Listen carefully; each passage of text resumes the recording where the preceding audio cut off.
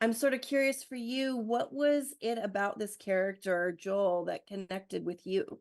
Oh, you know that I am a journalist. I graduated as a journalist, and I worked as a journalist for a couple of years, and working on stage at night and working on a newspaper in the afternoon.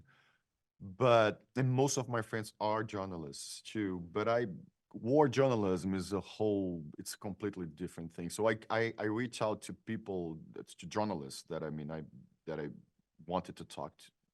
what I wanted what I wanted them to tell me was not like an intellectually, like I didn't want them to say how they did their job there. I wanted them to tell me what they felt when they were in the war zone, because that was the thing that I really couldn't understand. Although the way we shot Civil War was a very immersive Mm. process. All the sounds that you hear in the film, we were hearing it during the shooting. It was very loud, the shots and everything. But but yeah, I wanted to talk to them, and I also read a lot about combat journalism. And Joel is what you can call a war junkie, right? Like an addict. Mhm. It's which is something that I understood that most of them have. Most of these journalists have. They experience something so strong in the war zone, so extraordinary there, that when they go back to their ordinary lives with their, you know, family and friends, and it's kind of sad because life stopped making sense. So they need to go back to these adrenaline addiction all the time. And Joel is sort of like that. Mhm. The movie deals with so much with press and being objective, which really spoke to me as a reporter. Do you feel like as an actor there's some similarities there where you have to be objective in approach the way you approach your characters? I don't know. I think no, I don't think so. I Mhm. think well, we'll both have to be. I think it's more. It's less. The word that it comes to my mind is less objective and more like true. Mm. Like it's like one thing that scares me nowadays, and that's why I I I I admire journalists so much. I think journalism is such an important thing for democracy, and it's going through such a bad moment, in my opinion, with world leaders discrediting the work of journalists and all that. You know, social media, people getting information from the narratives, and the thing that scares me most nowadays is that the truth, as we know it, is about to end. Mhm. And journalism, and when we talk about this film, is a film about the aftermath of a strongly polarized situation. And I think that journalism plays a very important role for democracy. But in terms of this, when you talk about polarization, if we connect it to the truth, probably this, all this, I wouldn't even say fake news, but all these crazy narratives from both sides wouldn't be so spread out, making people hate each other the way they do, right? Right, it is such a scary time, and this movie just really lives on that sort of precipice of, like, it's all out it's terrifying, basically. It Yeah. feels like we're almost there, or if not being there on that little pressure point.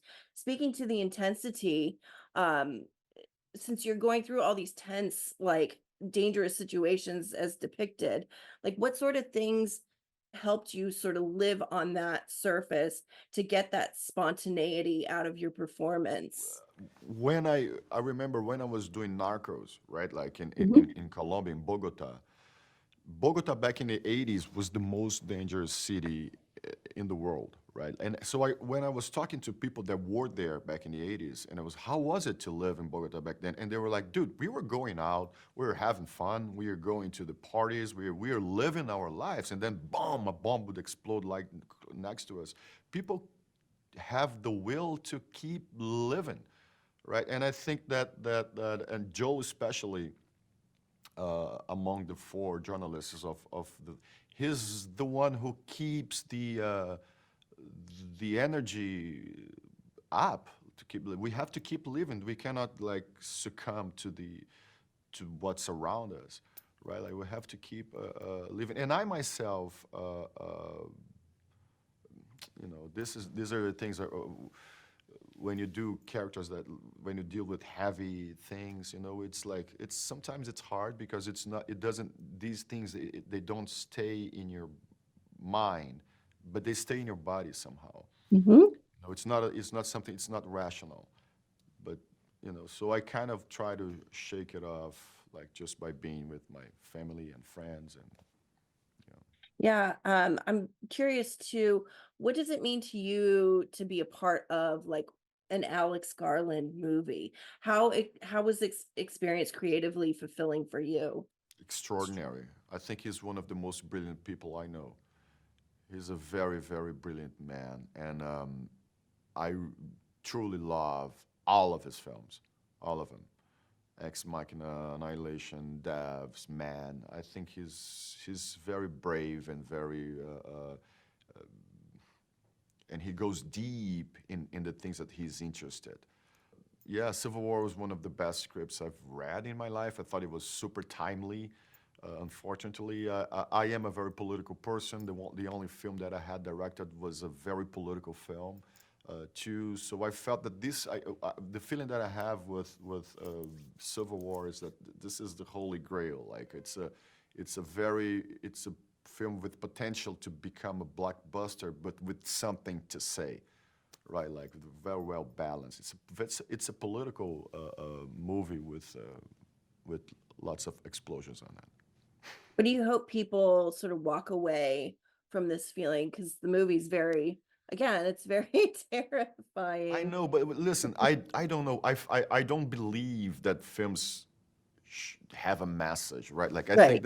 I think that if, people have different reads on some of the reads are it kind of surprises you in a good way. Some of them surprises you in a bad way. But this is the beauty of it all. It's like it's an interaction of what Alex or what the creative team of the film wanted to say with a specific audience of this time that's reading that thing. So I'll tell you what it was for me. I mean, when I wrapped the film, I really made an effort. I'm still doing this to start listening to people that think differently politically.